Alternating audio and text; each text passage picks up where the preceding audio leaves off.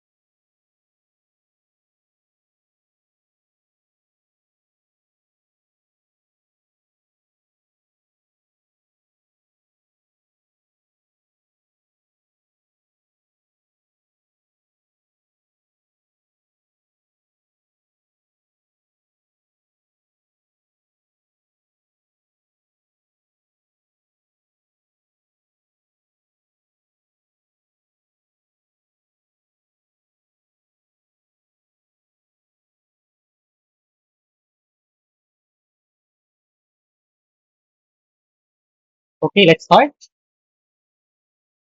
So for the first problem, we are asked, or we are given that the sum of the squares of two consecutive positive integers is 365.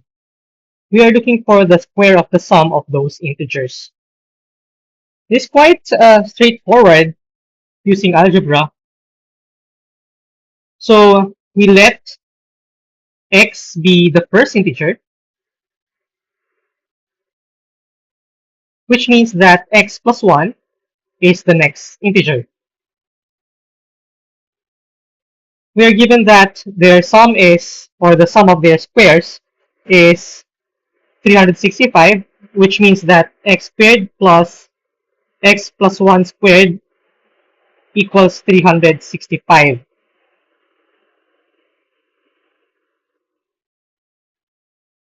So we expand this, we get x squared plus 2x plus 1 is equal to 365. 2x squared plus 2x minus plus 1 minus 365 equals 0. Then we get 2x squared plus 2x minus 364 equals 0. Divide everything by 2, we get x squared plus x minus 182 is equal to 0. So from here, what's left is to just factor out this expression. If we factor this out, we note that 14 times 13 is equal to 182. So this will be x plus 14 times x minus 13 equals 0. Solving for x, we get x equals negative 14 and 13. We're only interested with the positive one because we're given that we are looking for positive integers only, which means that x must be 13 and x plus 1 is equal to 14. Therefore, the square of their sum is 13 plus 14 squared is equal to 729. And that's our final answer. So this is quite straightforward, but I'd like to show an alternative solution for this one without actually solving for the specific values of x. So we still maintain that solution or that equation that we made, but this time we will not be solving for the value of x. So we're looking for the value of the sum of their squares, which is x plus 1 quantity squared. This is equivalent to 2x plus 1 quantity squared, or 4x squared plus 4x plus 1. What's interesting about this is that we can factor out the 4 to get x squared plus x plus 1. And then this one, if you remember what we got earlier, we have here x squared plus this one, or 2x squared plus 2x is equal to 364. So we have here 2x squared plus 2x. When we multiply that by 2, we get 4x squared plus 4x is equal to 2 times 364, which is 728. So this expression here is equal to 728. Plus 1 is 729. Therefore, the answer that we're looking for here is 729. And that's our final answer. Okay, so either of the two steps or two methods work, whatever suits you. Okay, let's look at the next one. Among 150 participants in a study, 90 drink tea, 70 drink coffee, and 70 drink both tea and coffee. How many participants drink neither tea nor coffee? So we can do this using Venn diagram. So we have here a circle and another circle. Let's have the left one as coffee drinkers, and then the right one be tea drinkers. We are given that 40 individuals drink both coffee and tea. So that represents the middle area, this area here. And then 90 drink tea. So this circle here must correspond to 90. The middle one is 40, so the rest must be 90 minus 40, which is 50. Similarly, for the coffee side, we have here 70 as a total, less 40, that's going to be 40 minus 70 minus 40, that's 30. Therefore, the total that drinks coffee or tea is 30 plus 40 plus 50, which is 120. Now we are given that there are a total of 150 participants for the study. So the people that do not drink either of them is 150 minus 120, which is 30. Therefore, the answer that we're looking for here is 30, and that's our final answer. There's an easier way to do this without the use of Venn diagram. We just have to use the concept of inclusion and exclusion for sets. So we have here, let C be the set containing coffee drinkers and T be that for tea drinkers. We're looking for the cardinality of the set that is neither coffee nor tea. Now this is equivalent to the cardinality of the universe minus the cardinality of the coffee drinkers minus the cardinality of the tea drinkers plus the cardinality of their intersection, which is C and T. So we substitute here, we get 150 minus 90 minus 70 plus 40. We get here 150 minus 160 plus 40, or simply 30. So we get the same answer regardless of the method. Okay, so we're done. 2 items already. We look at the third one. This is actually interesting, and only a few participants were able to answer this problem. There are train trips from city A and city B that leave every hour on the hour. This particular statement here is not very common in our setting, at least in the Philippines, or in the landscape that is the Philippine education. It's not very common that we use this phrase.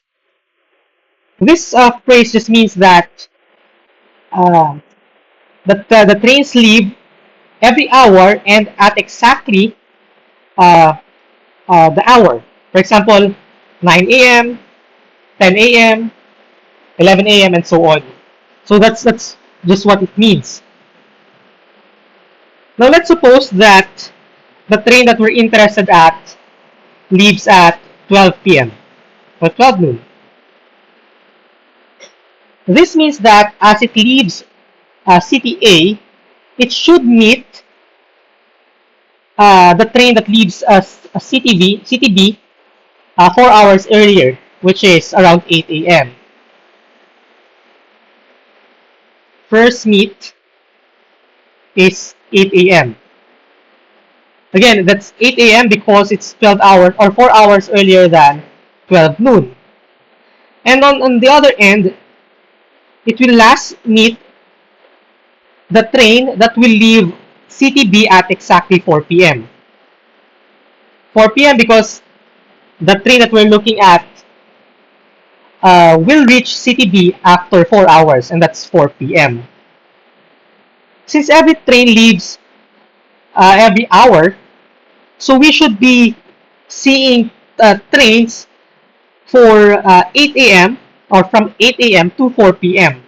So that's going to be 8 a.m., 9 a.m., 10, 11, 12 noon, 1 p.m., 2 p.m., 3 p.m., and 4 p.m. So that's a total of 9. Therefore, the train will meet exactly 9 trains as it goes from city A to city B. Is this solution clear?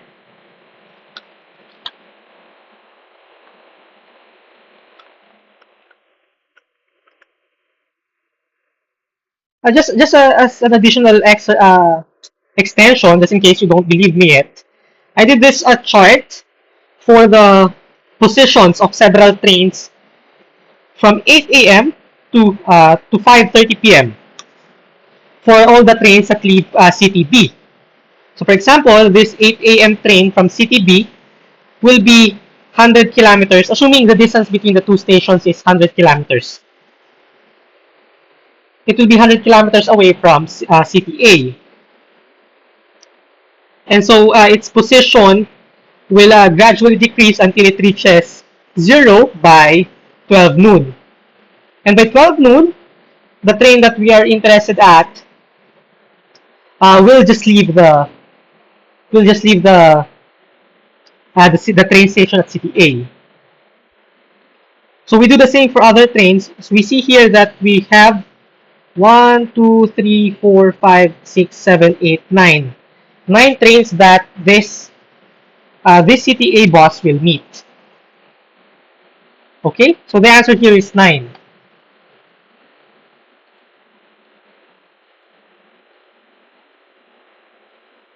So next we'll look at the next problem, which is an age problem.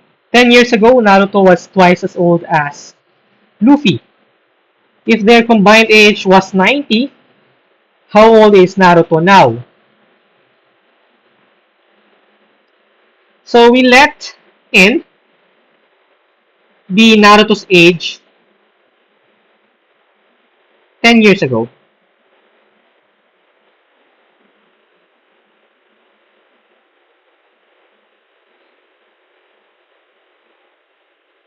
It said that Naruto was twice as old as Luffy. Therefore, the age of Luffy must be N over 2. So this is Luffy. Their sum is 90, so that we have here 90 plus N over 2 is equal to 90. We just have to solve this simple linear equation. We get 3N over 2 equals 90. We multiply both sides by N over 3, or 2 over 3, to get N on the left side, and 90 times 2 over 3. Simplify this as 30 times 2, so we get 60. Therefore, Naruto was 60 years old 10 years ago. Therefore, uh, this year, which is 10 years from N, we get the age of Naruto as N plus 10, or 60 plus 10, which is 70. Therefore, the answer that we're looking for here is 90, and that's our final answer.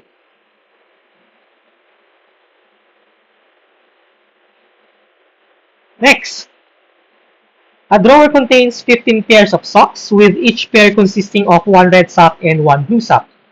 How many socks must be drawn from the drawer to guarantee that at least one pair of matching socks is obtained? This problem is a classic example of the pigeonhole principle. So that's pigeonhole principle. So for this problem, what we just have to find or figure out is what is the worst case scenario for this problem. The worst case scenario is that after so many draws, we get all of a single color. Because if you get the same color for several times, that won't give us a matching pair.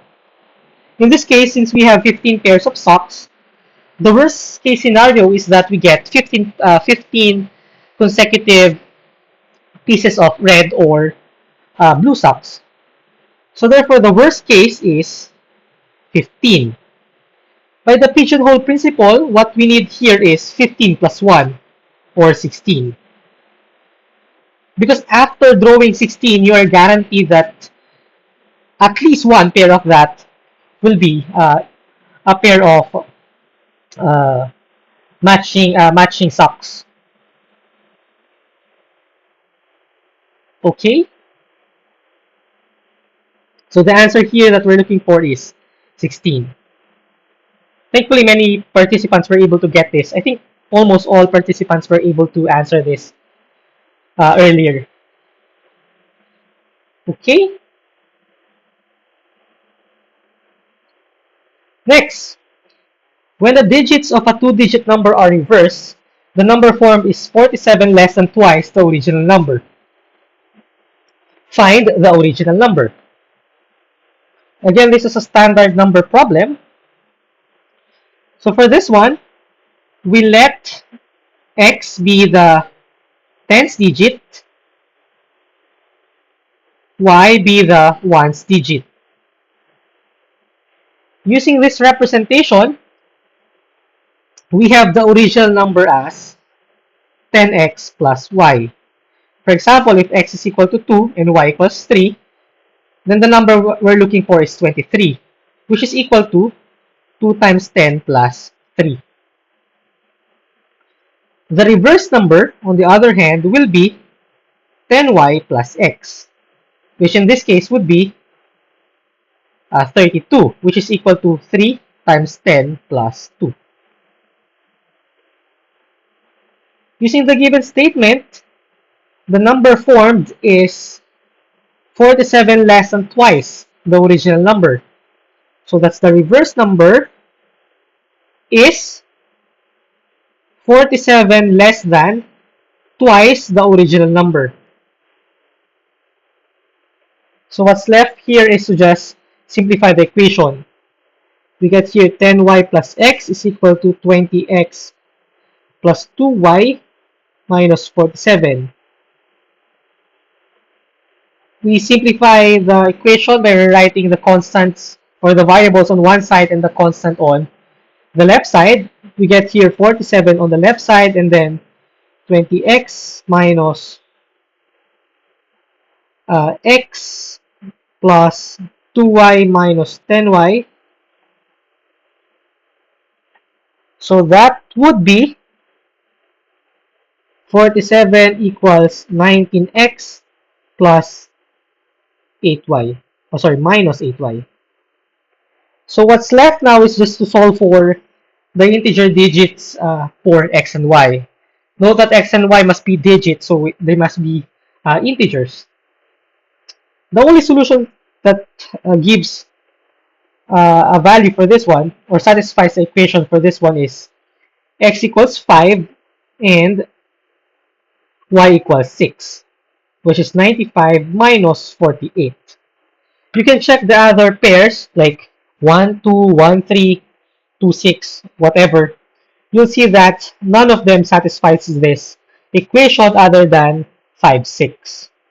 Therefore, the number that we're looking for here is 56. And that's our final answer. Again, this is quite an easy one. This is a standard problem for number problems in algebra. Okay, now we'll look at a word problem. Isaiah can build a house in 120 days. If he hires James to help him, they can finish it in 96 days.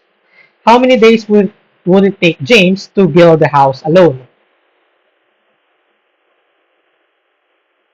So we let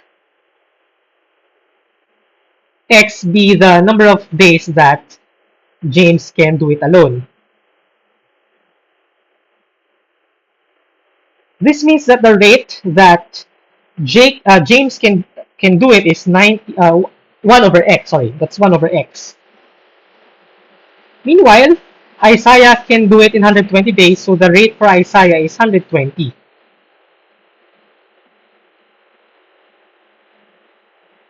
This is for James, this is for Isaiah.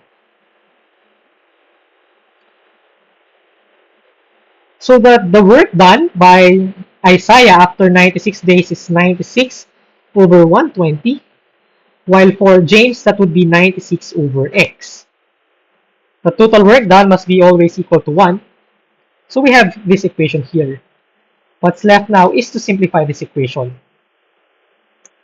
Combine the constants on the right side. We have here 96 over x is equal to 1 minus 96 over 120, which when we simplify is 120 minus 96 over 120. We have here 96 over x is equal to 120 minus 96 is 24. So the denominator is still 120.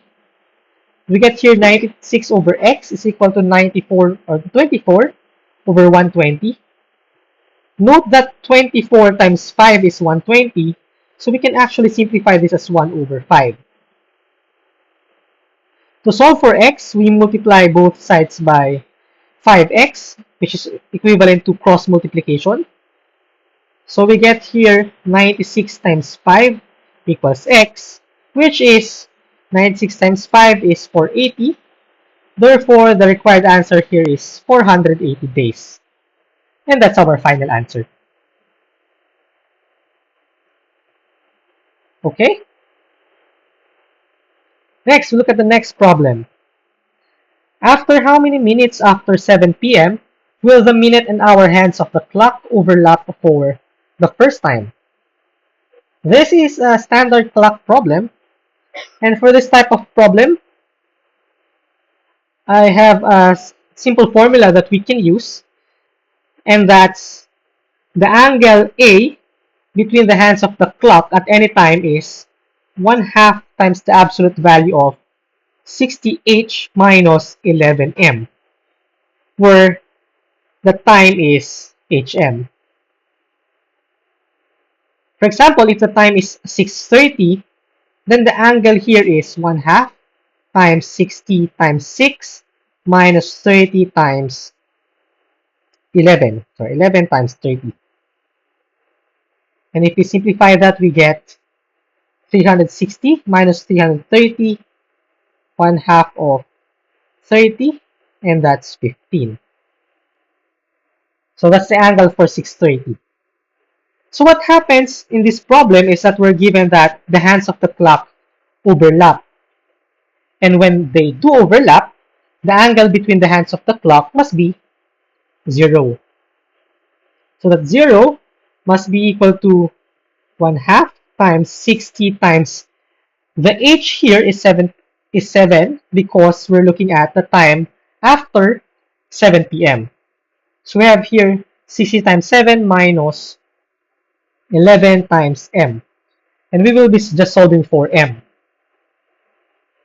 So this is an absolute value equation, but since the right side is 0, this just simplifies to a linear equation. 0 equals 1/2 times 60 times 7 minus 11m. 0 equals 1/2 times 420 minus 11m. We can multiply both sides by 2 to get 420 minus 11m equals 0, or m is equal to, or 11m equals 420. When we solve that, we get m equals 420 over 11. Therefore, the number of minutes we're looking for is 420 over 11, and that's our final answer. Again, this problem is quite simple if you know the formula for the angle between the hands of the clock, which is this one. 1/2 of the absolute value of 60h minus 11m. Okay?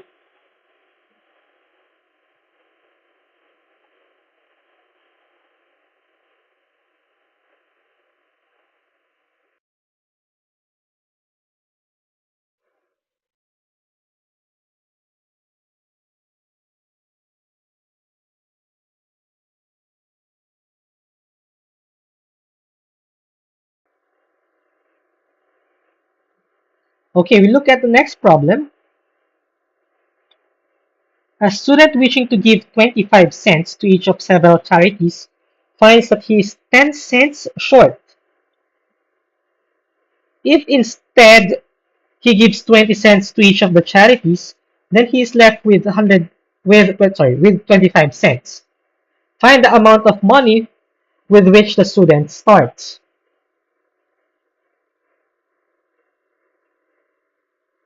So we let here M be the money that the person has, and then C be the number of charities.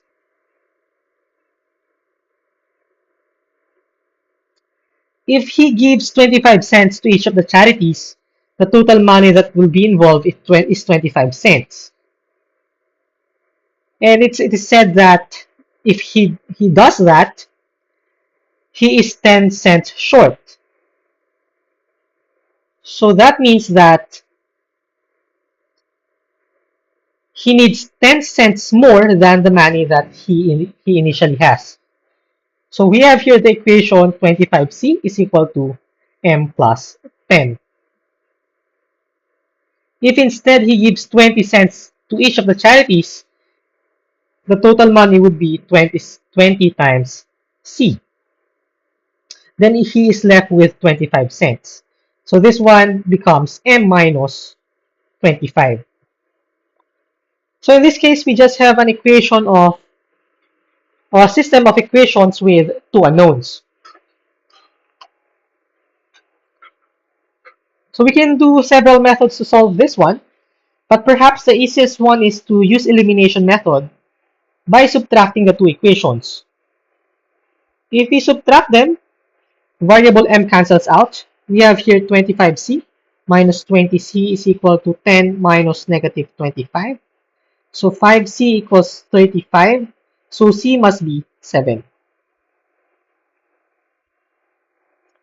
And then we have already the number of charities, but we are looking for actually the number of, or the amount of money that the person has.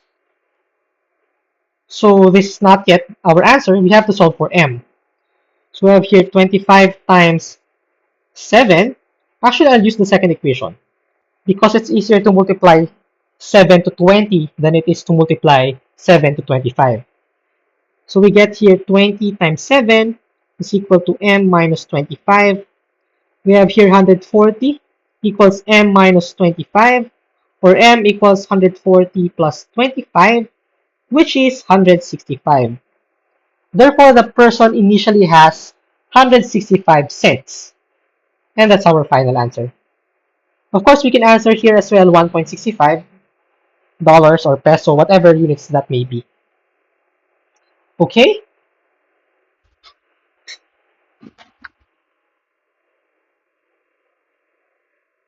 For the next problem, Reagan traveled from city A to city B at an average speed of 60 kilometers per hour and went back traversing the same path at an average speed of 40 kilometers per hour. What was his average speed in kilometers per hour throughout the trip? This is a very classic example for what we call the harmonic mean. We are looking for basically the harmonic mean between 60 and 40. And that harmonic mean is equal to the harmonic mean is equal to 2 over 1 over 40 plus 1 over 60. So if we do this, we get 2 over 40 plus 60 over 2,400. Of course, we can simplify this further. We get 2 over 100 over 2,400. We can cancel out the zeros here, zeros. So we get here 2 over 1 over 24, which is 2 times 24 over 1, or 48. Therefore, the answer that we're looking for here is 48, and that's our final answer. How do we answer this without this notion of harmonic mean? We can actually answer this using the distance formula, formula for speed and time, a given speed and time. So we know that distance is equal to speed times time, which means that the average speed is distance over time. Suppose that each way for this example is d kilometers long. Since we're talking about two-way, the total distance that a person would cover is 2 times d. Now we're only looking for the total time required. Going from A to B, the speed is 60 kilometers per hour. So the speed for the time for that is d over 60. And for the reverse trip, that's gonna be d over 40. And this is very similar to what we got here because the variable d should cancel out here. So again, even if you don't know the notion of harmonic mean, you can just use the concept of the speed and distance to get this average speed. Take note that the answer here should not be just 40 plus 50 divided by 2. That's not how the average speed works. Okay? Special shout out to Christian Aaron Salas. Thank you for watching, and I hope you learned something from this session today. So now we look at the next problem. Okay, this is quite hard compared to the rest of the problems that were involved in this quiz. A three-digit number ABC is formed by selecting 3 digits from the set 1, 2, 3, 4, 5 without replacement. So examples are 1, 2, 3, 3, 5, 2, 2, 4, 1, and so on. What is the sum of all possible numbers?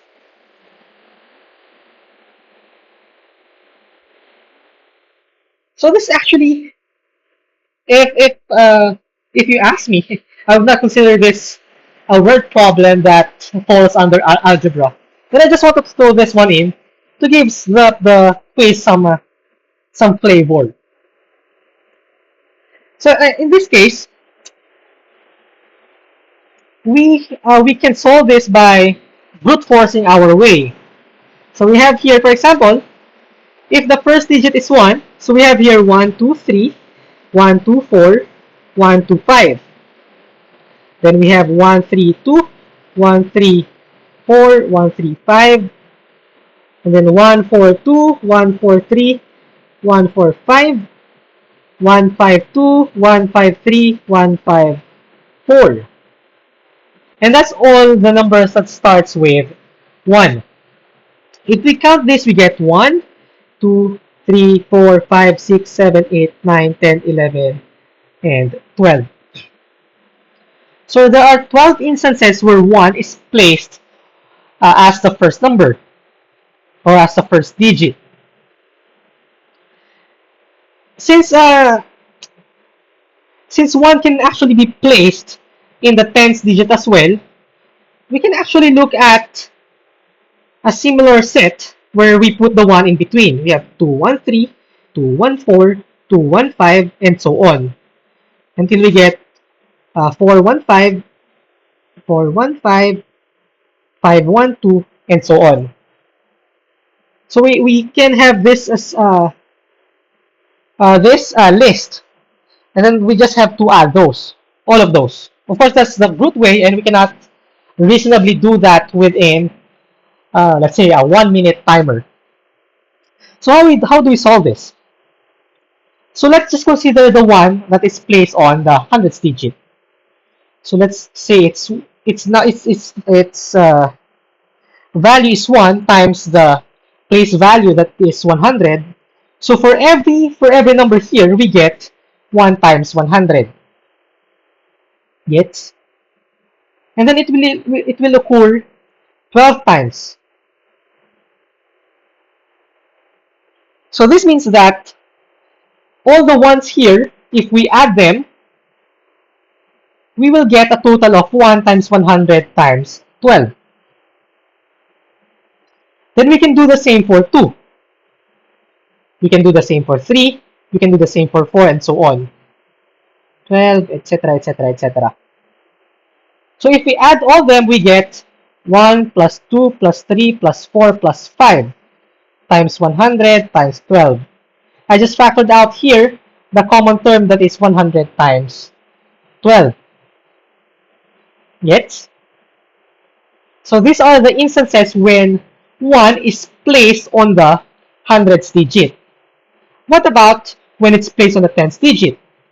We can do the same. That's 1 times, but this time, the place value should be 10. So this is 1 times 10 times 12, 2 times 10 times 12, and so on. So if we add them, we get 1 plus 2 plus 3 plus 4 plus 5 times 10 times 12. We can do the same when it's the last digit. But this time, this this placeholder here should not be 10, should not be 100. It should be 1. So if we do that, we get an almost similar one. So 1 plus 2 plus 3 plus 4 plus 5 times 1 times 12. So the total sum of all the values here is this sum. So we add the three of them to get the total. Of course, we can simplify this by noticing that all of them has a common factor that is this and this. So if we factor that out, we get 1 plus 2 plus 3 plus 4 plus 5 times 12 times 100 plus 10 plus 11 plus 1. And so we just have to simplify this. 1 plus 2 plus 3 plus 4 plus 5 is 15. This is 12. This is 111. So the answer here is 111? Yeah. What's left here is to just multiply the terms. So I'll leave this multiplication to you. The answer here should be 19,980. And that's our final answer. Yes? This is quite a good problem. Actually, I've seen this in several competitions already. I've seen this, I think, in SIP9 and in MTAP a couple of years ago. So it's a good thing to understand. You might want to ask why or how can we get 12 without actually listing all of this? So because if we are listing like if there are 10 digits, it would be quite hard to count all the number of cases if you do the brute way. To do this, we just have to use the fundamental counting principle. And that the fundamental counting principle says that if we have here 3 digits and we fix the first digit, the count for that is just 1. For the second digit, we only have 5 numbers here.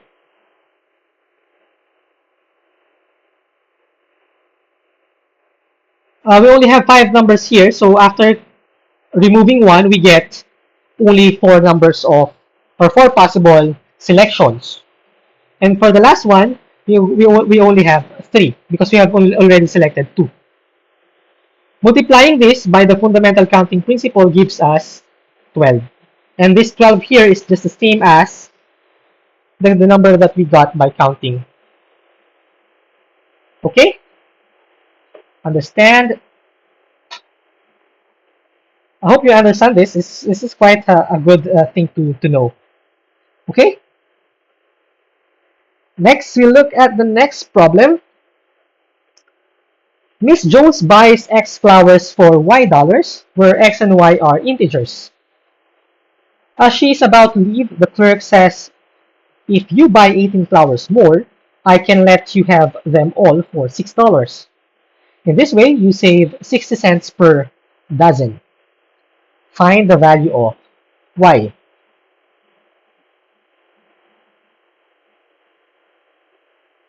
So since we are given that the total cost is Y dollars for X flowers, this means that the original cost per flower is Y over X. Where the new one, this is said that the total cost would be $6, and that would be after buying 18 flowers more. Since the original number of flowers is X, then the total number of flowers here is X plus 18. We have here the new cost would be cheaper than the original cost by cheaper by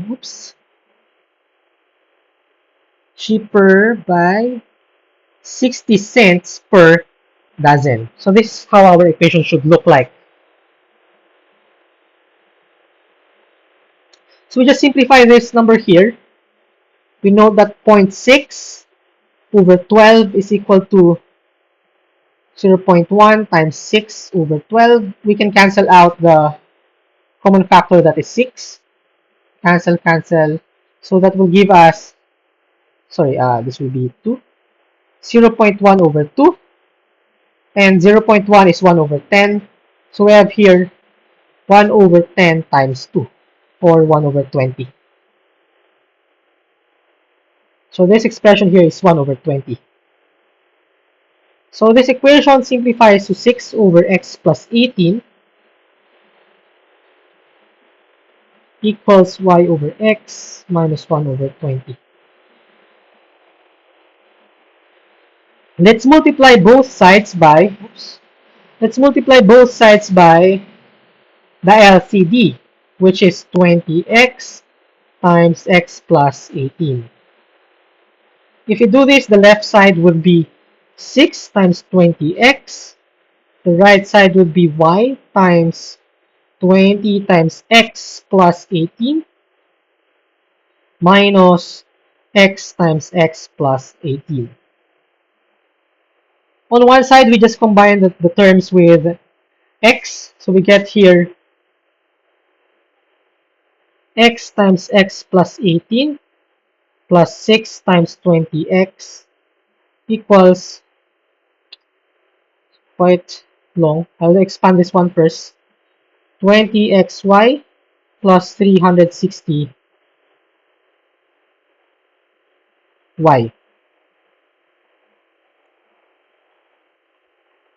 Again, we simplify this equation.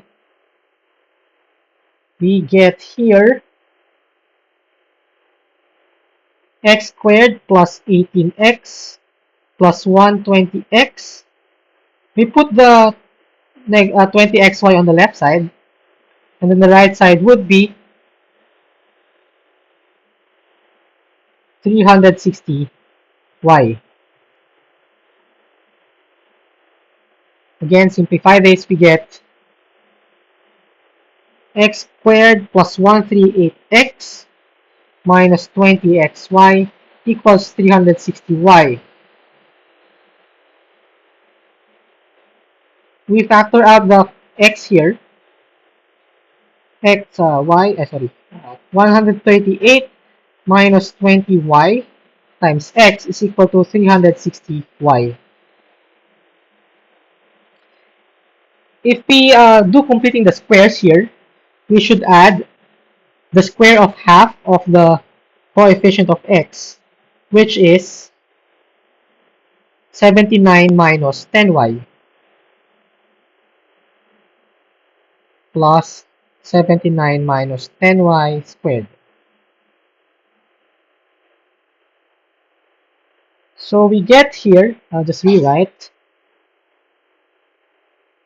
The left side here would be a square of a binomial, so that would be equal to x minus 79 minus 10y quantity squared is equal to 360y plus 79 minus 10y quantity squared. So in the problem statement, if we go back, we should acknowledge the fact that y is an integer and the value of y must be less than 6, because 6 is the total cost if the person buys more. So it makes sense that y should be cheaper than $6. So in this one, we just have to check for the values y equals 1, 2, 3, 4, and 5. How do we know which one of them is the answer? We will know uh, if we can find the value of x that is an integer. So it's just quite challenging to check, but you just have to substitute each of them and check if x would be an integer. How would x be an integer?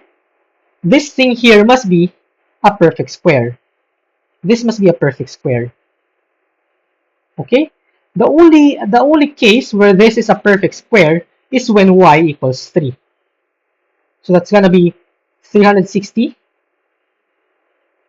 Oops, 360 times 3 plus 79 minus 30 squared.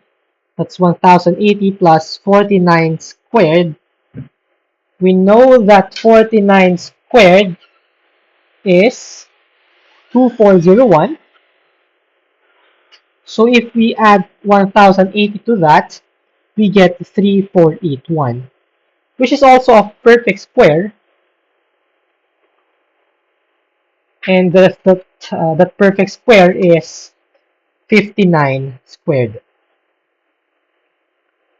Okay, so the value that we're looking for here is y equals 3. And that's our final answer. Okay, next problem. A school fair sells tickets for $2 each for adults and $1 each for children. If they sold a total of 400 tickets for $700, how many adult tickets were sold? So to do this, we let x be the number of tickets for adults, and then y be for children. It is given that the total number of tickets is 400, so we have here x plus y equals 400. And then the total sales is $700, so this is 700. The total costs for adults would be 2 times x because each ticket costs $2. Well, for the children, that's gonna be y times 1, or just y. Now, to solve for the values, for the solutions for this one, we can use the elimination method. To eliminate y, we just have to subtract the two equations. We get here 2x minus x equals 700 minus 400. So x must be 300. We're only looking for the number of adult tickets, which is, in this case, x. So we don't actually have to solve for y. Therefore, the answer here is 300, and that's our final answer. There is actually a way to solve this without algebra. And that way is to just use some reasoning. Now suppose that all of the tickets sold were for children. If that's the case, then the total sales would be $400, right? Because if the total 400 tickets would be $1 each, then it means that the total price would be, or total cost would be 400 times 1. But that's not the case. The case is that the earnings is $700. So where does that $7 come from? It's from the for the adult tickets. Note that the difference between adult tickets and children's ticket is $1 each. So which means that the difference between 700 and 400 would give you 300. That is the number of adult tickets. Understand? So basically, this is quite doing algebra without algebra. I remember doing this in grade school. These are quite common when I was in grade school, and algebra was not a thing for grade schoolers yet at the time. So this is the reasoning I used at the time, and I was able to answer this without actually using the notion of the variables x and y. The good thing about this is you can actually solve the problem quite fast if you understand this concept behind it. Okay? For the next problem, the number b is 25% more than a. The number c is 20% more than b. And if a equals d, what is the ratio d over c?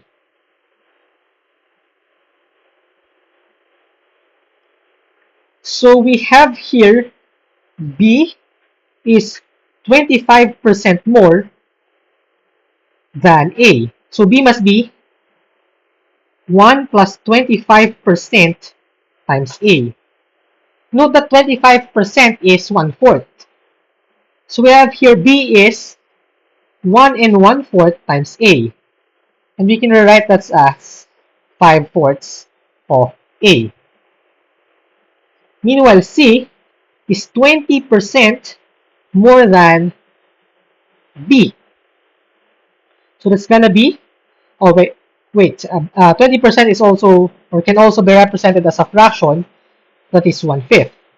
So this one here is 1 plus 1/5 b, or 6 over 5 b. Therefore, we have here c is equal to 6 over 5 b. But we know that b is 5 over 4a. So this is 6 over 5 times 5 over 4a. Which when we simplify, we can cancel out the 5. We can cancel out the common factor of 2. Therefore, we have here that c is equal to 3/2 of a. We are looking for the ratio that is d over c, but d is equal to a, so that's a over c, and c is 3/2 a, so a here should cancel out, leaving us with only 1 over 3/2. So we're looking for the reciprocal of 3/2, which is 2/3. Therefore, the ratio that we're looking for here is 2/3, or 2:3. And that's our final answer.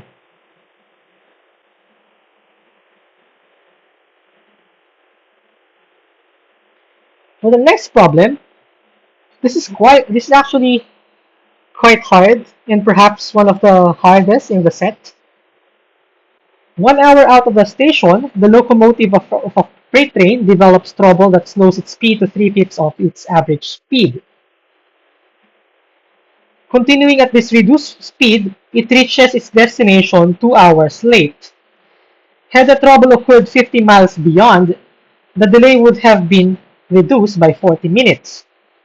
Find the distance from the station to the destination.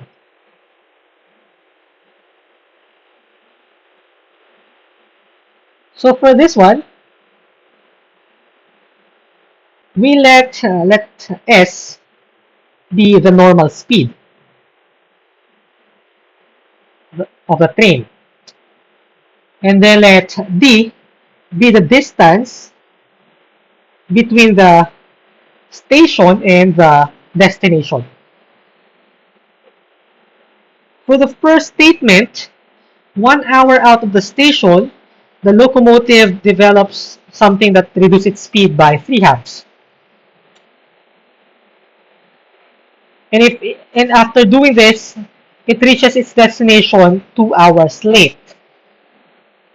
So if t is the distance and s is the normal speed, then the normal time that it will take the train to reach the destination would have been d over s, right? Since it reaches the destination 2 hours late, then the time it took it must be $2 more than its usual. So we have here d over s plus 2, which is the new time after the case. This must be equal to 1 hour after the station. So the time before there was a problem is already 1 hour. So we have here 1 hour plus the time it took the train to finish the trip. Since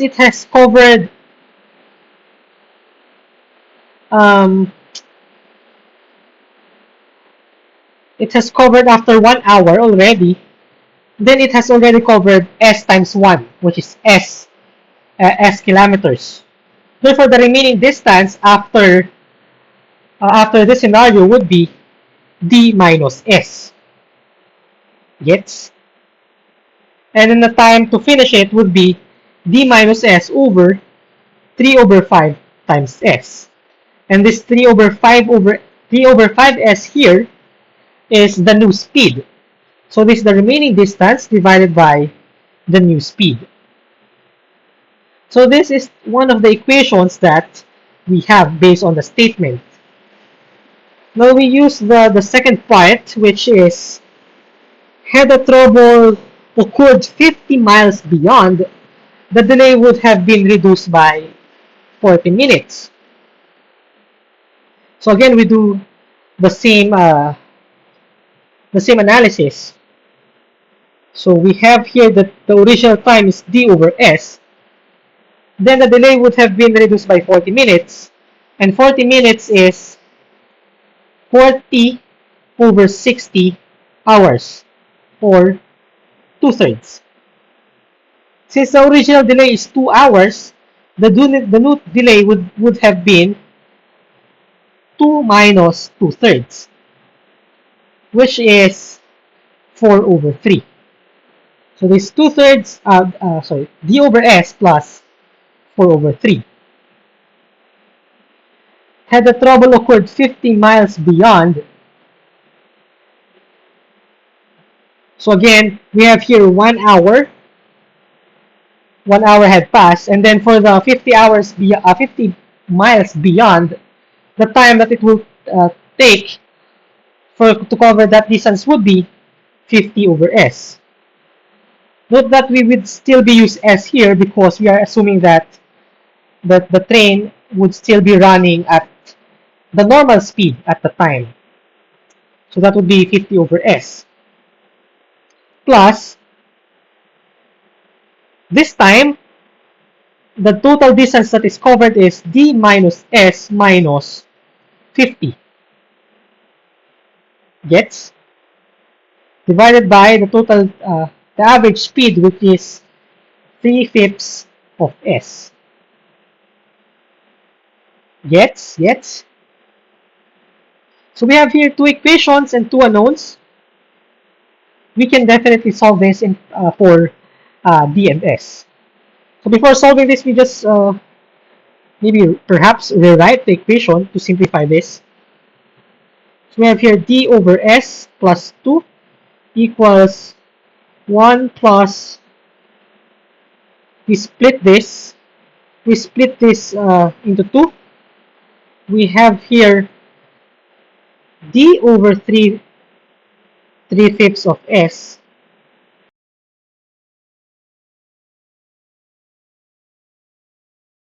Okay, wait a minute. I think there's a problem with my screen. I'll just check it for a while.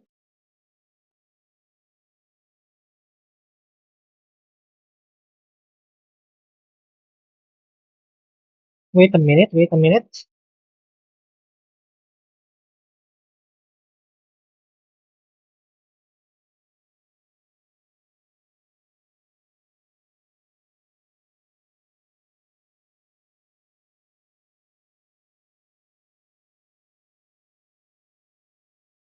Okay, I think we're back. Okay, going back here. So again, we have this equation. We can further simplify this as d over s plus 2 equals 1 plus 5/3 of d over s minus, this one would, we would have s canceling out from this one, leaving us with only 5 over 3. So we can simplify this by combining the constants on one side. That's 2 minus 1 plus 5 thirds. And then we have here a common term that is d over s, 5 thirds minus 1. So we copy this into another page. So we have here 2 minus 1 plus 5 thirds equals d over s times 5 thirds minus 1. Let's simplify this. We have 1 plus 5 thirds. Is it 5 thirds? Yes. We have here a thirds is equal to d over s times 2 thirds. Cancel out the 3 and then divide both sides by 2. So we get here d over s is equal to 8 over 2 or 4. And that's for the first equation. Next, we simplify the second equation. I'll just erase the extra parts for now. So we simplify this. We do the same methodology. We have here d over s plus 4 thirds equals 1 plus 50 over s plus 5 thirds d over s minus 5 thirds minus 50 times 5 over 3 s. Okay, that's quite a long one. I'll just copy and do it here. Okay, we have, oh my god, what happened? Okay, we're good. So we simplify this to get d over s. Okay, we just combine the constants on one side. We get here 4 thirds minus 1. That's it. And then we have here d over s times 5 thirds minus 1. And then we have here 50 over s minus 250 over 3s. This one is 250 over 3s. Simplify this, we have 1 third equals 2 thirds d over s. And then we simplify this as minus 100 over 3s. Oh, but hey, we know that d over s is 4. So we can rewrite this as 1 thirds times 2 thirds times 4 minus 100 over 3s. This is just an equation with one unknown, so we can solve for s in this one. So we have here, we can multiply everything by 3s to get s equals 8s minus 300. Is this right? Uh, Wait, let me check. We have here 4 thirds, 1 third.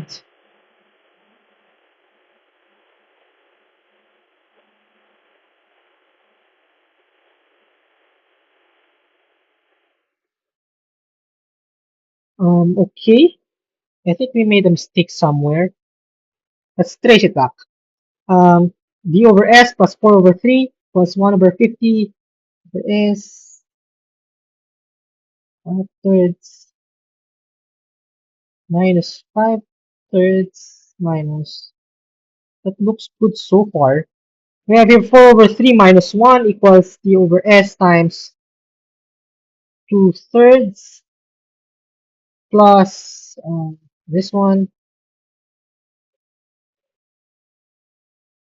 This one should give us 150 minus 250, that's 100, over 3s. And if we solve that, Let me check. I think I made a mistake here. I'm just probably tired because I've been talking for about an hour straight already. Wait. Time out and I'll just figure out what went wrong.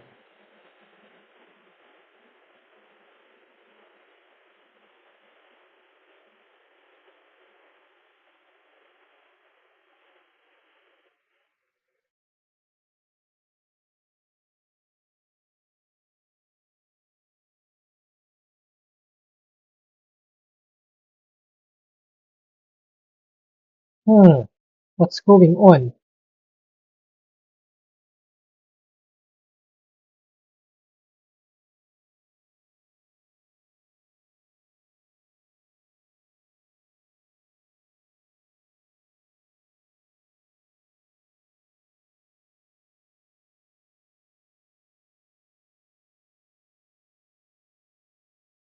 If we solve this, we get something that is not the correct answer. S is equal to, oops, 100 over 7, which is not the correct answer.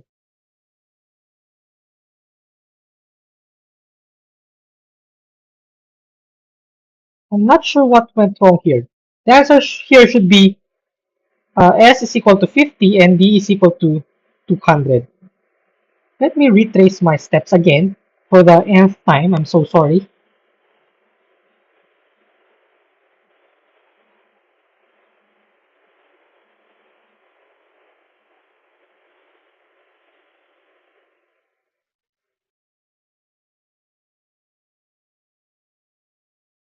Okay, let's just take a break because I cannot figure out what went wrong here.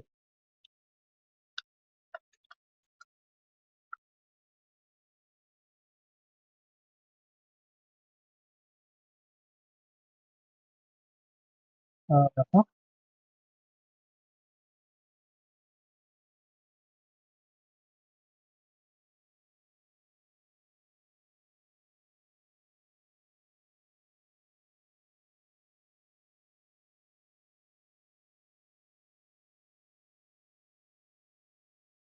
5 thirds S minus 5 thirds minus.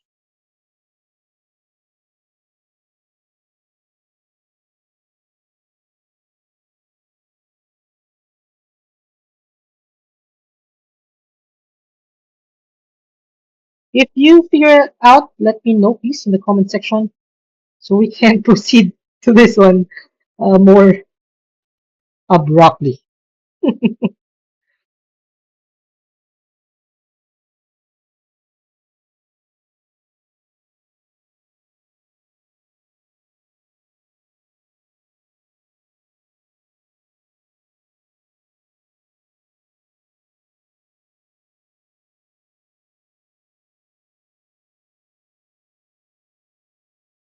So we have here 1/3.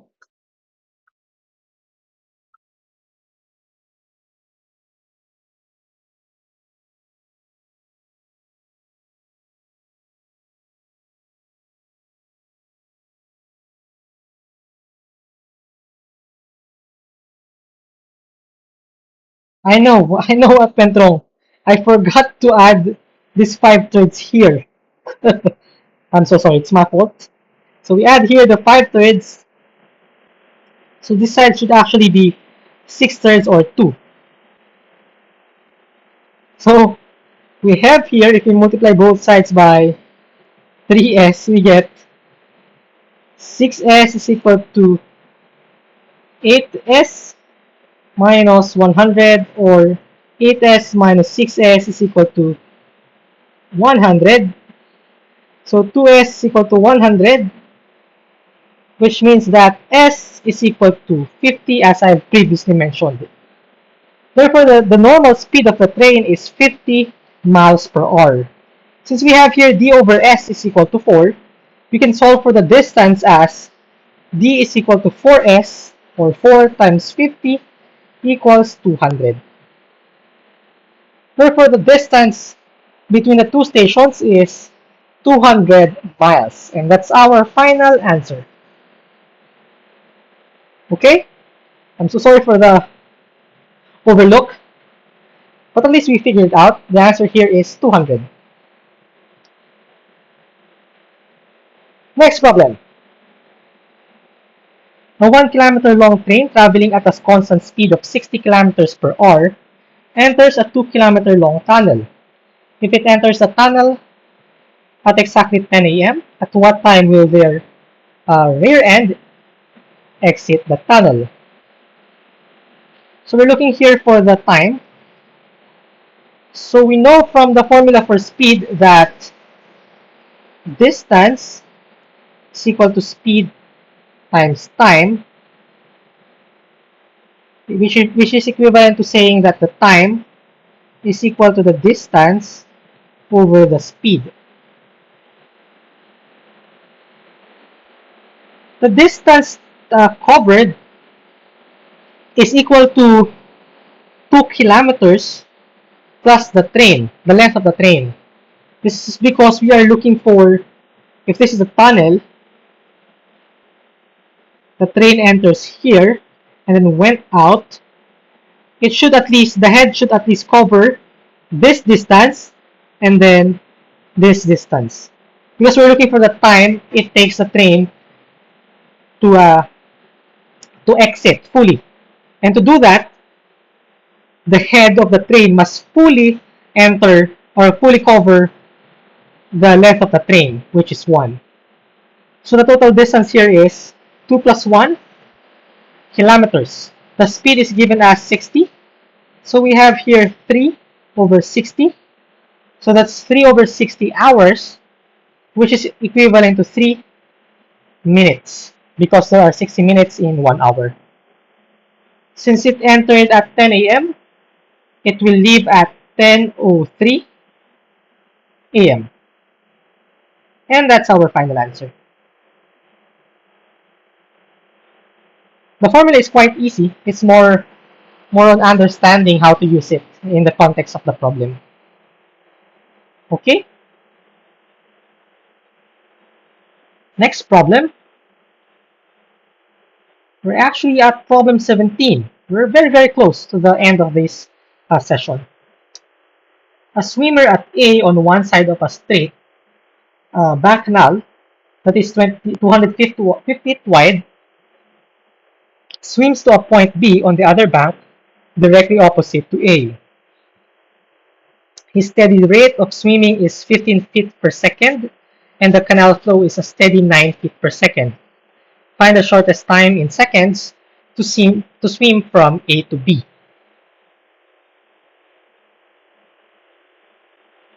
So if this is the river or the canal, this is, let's say this is A, this is B. The person intends to go from A to B. So if there's no current, you can actually just traverse this at a speed of 15 feet per second. However, there's a current here that goes in this direction. Now, if the person just swims perpendicular to the canal, he won't actually reach the point B because he will effectively be going to the right like this. In the language of vectors, this is the resultant between the river flow and the normal speed. Therefore, the person must actually swim. The person must swim in this direction, so that if the current will flow here, he will end up with this direction vector or resultant vector. Gets? Now we want to talk about the speed. The person's speed normally is 15, so this vector here would have a magnitude of 15 feet per second. And then this one would be 9 seconds. Since these are perpendicular, the effective speed for the for this one, for the resultant, would be, let's call that S. So using the Pythagorean theorem, we have 15 squared plus 9 squared plus S squared, or 15 squared minus 9 squared equals S squared. This is 225 minus 81 equals S squared. Subtract them to get 144. Get the principal root for S, that's 12. Therefore, the speed for this one is S, which means that the person's speed, effective speed, if he traversed the direction that would cancel out the impact of the current, would be 12 feet per second. So the time is equal to distance over speed. Distance is 200 feet. Speed is 12. Therefore, the time is 200 over 12. We simplify that by dividing the numerator and denominator by 4 to give us 50 over 3. Therefore, the time required is 50 over 3 seconds. And that's our final answer.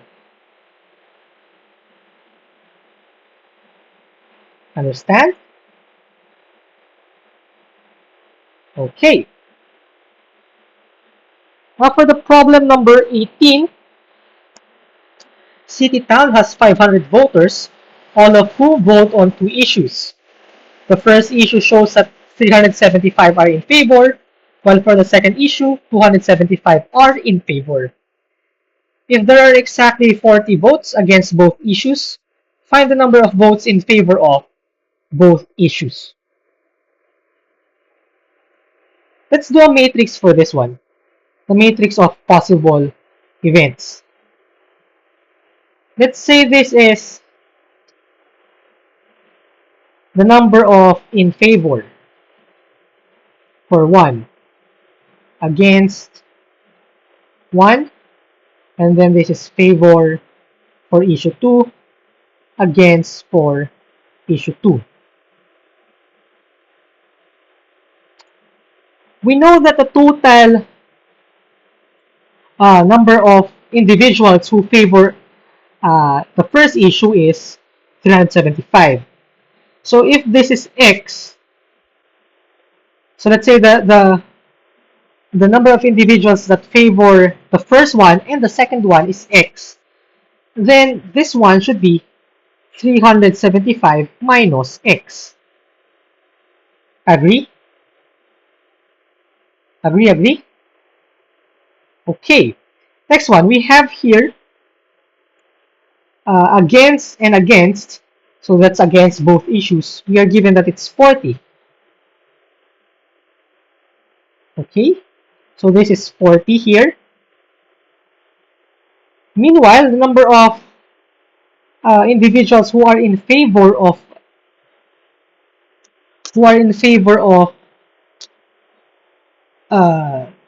issue 2 is 275.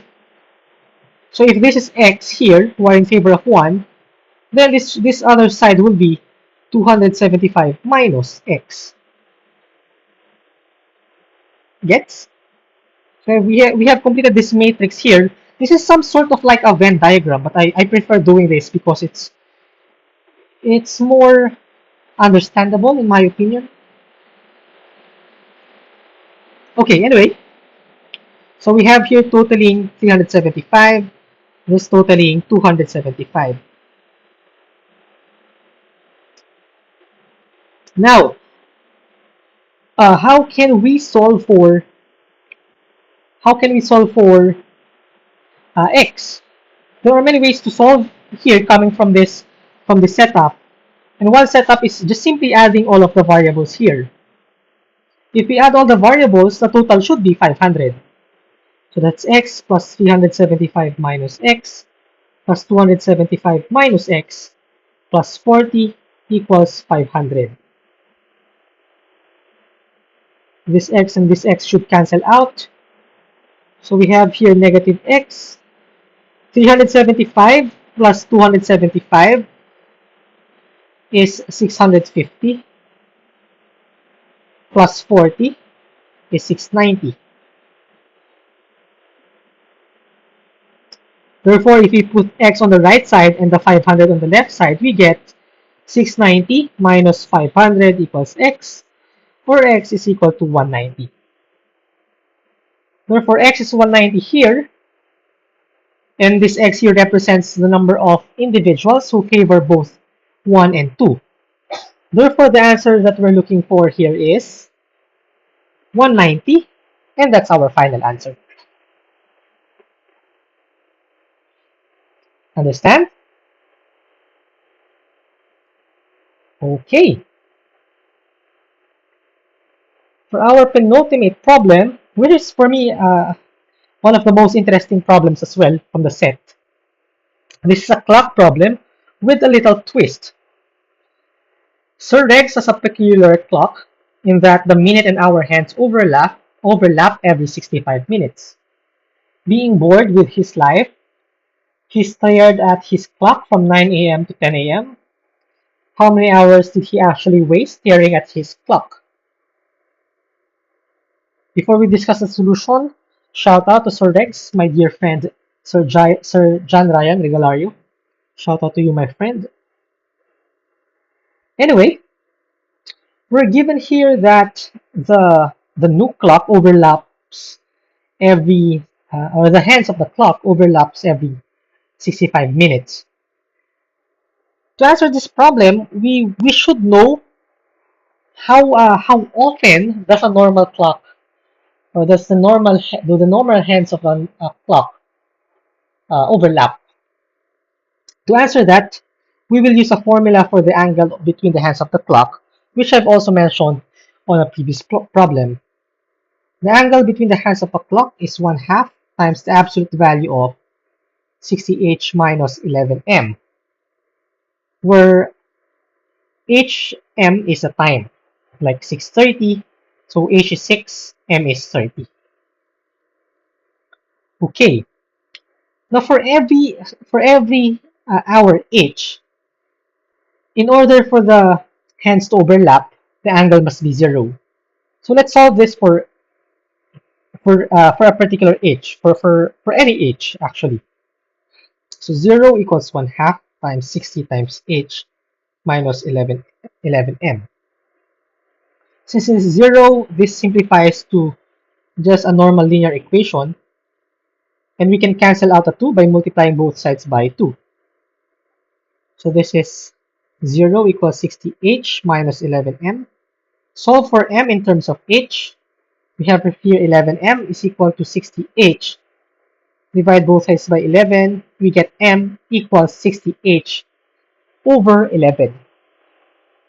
Therefore, for every hour, the time, or the number of minutes past h o'clock would be 60h over 11 minutes. So the time for a particular h would be 60 times 60h over 11.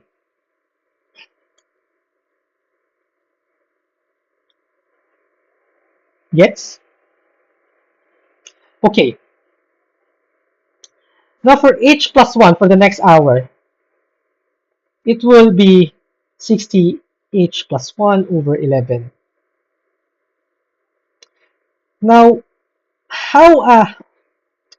anyway, I want to establish that these are the number of, or the times that the hands of the clock overlap for h equals 7, as h equals, or sorry, h o'clock,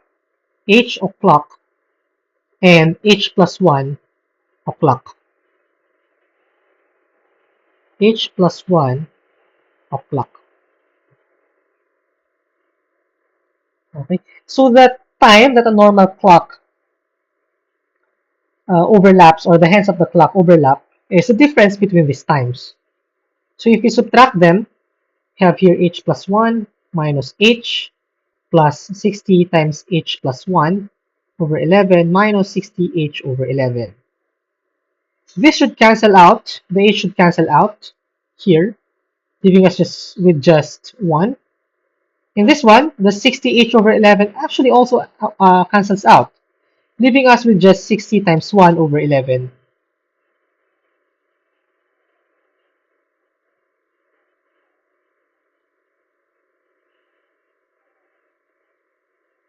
Is it clear? So this will be 1 hour plus 60 over 11. So that's going to be 1 hour and 60 over 11 hours. Since the given one here is in minutes, we might want to rewrite this in terms of just minutes. So this will be 6, how do I do this?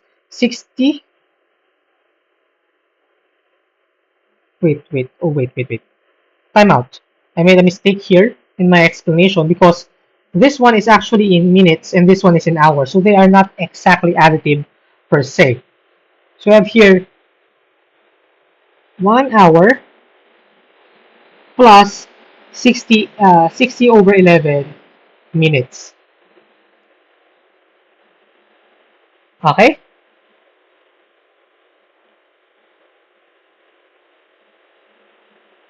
So the ratio between the minutes is 65 minutes and 60 plus 60 over 11 minutes. So this is the ratio between the rate of the new clock and the original clock. Note that this is about 60 over 11 is 5 and 5 over 11. So this is actually 65 and 5 over 11, this denominator here, which implies that the clock of Sir Regs is faster or moves faster than a normal clock.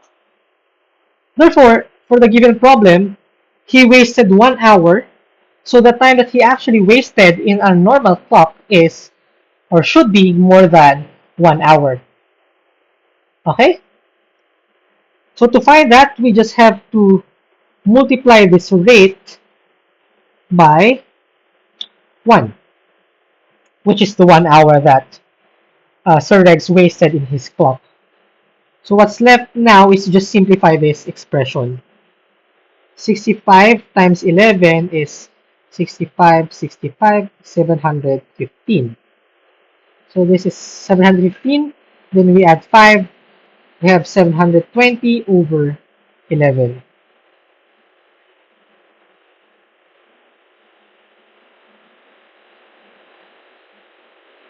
Equals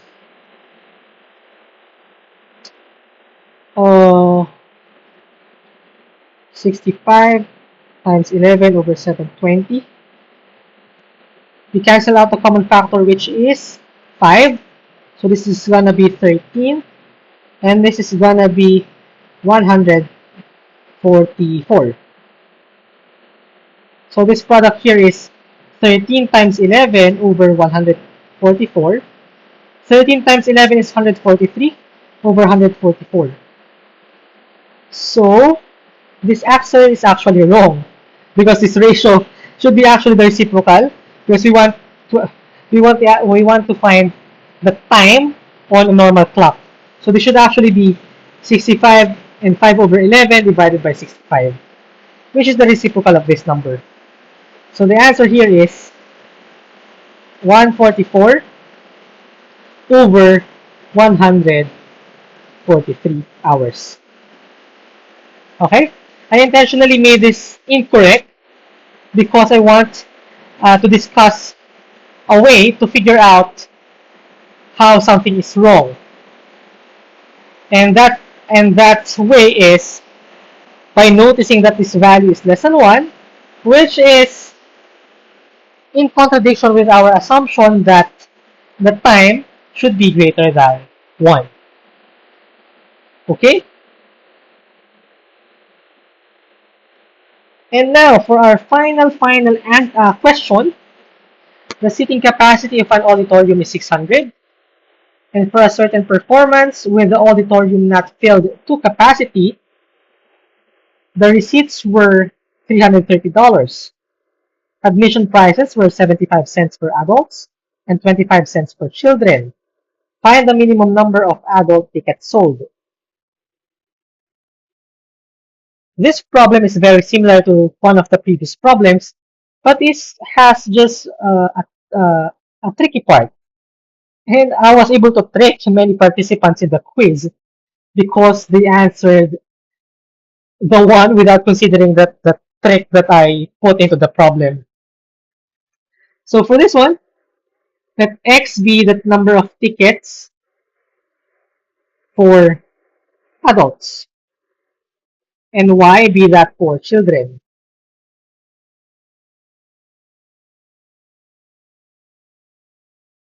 Now, since the total seating capacity is 600, it follows that X plus Y must be less than 600. Actually, it's just less than and not less than or equal to, because it is mentioned that the venue is not filled to capacity. So this is an important part and actually the trick that I put into the problem. Many participants got it wrong because of this small detail. Now, since each adult ticket costs 75 cents, then the revenue for the adult tickets is 0.75 times X. Then for the children's tickets, that's 0.25 times X. And the total is equal to 330. Now we can simplify this by dividing everything by 25 cents. Because this is divisible by 25 cents, this is 3x. Oops, I'm out. This should be y. My bad. This should be y. Oops, y.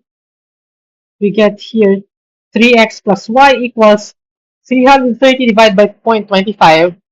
You might say that it's quite hard to do it, but there's a simple way to do it, and that's by noting that 0.25 is equal to 1/4. So dividing by 25 cents is equal to multiplying by 4. So 330 divided by 25 is just equal to 330 times 4.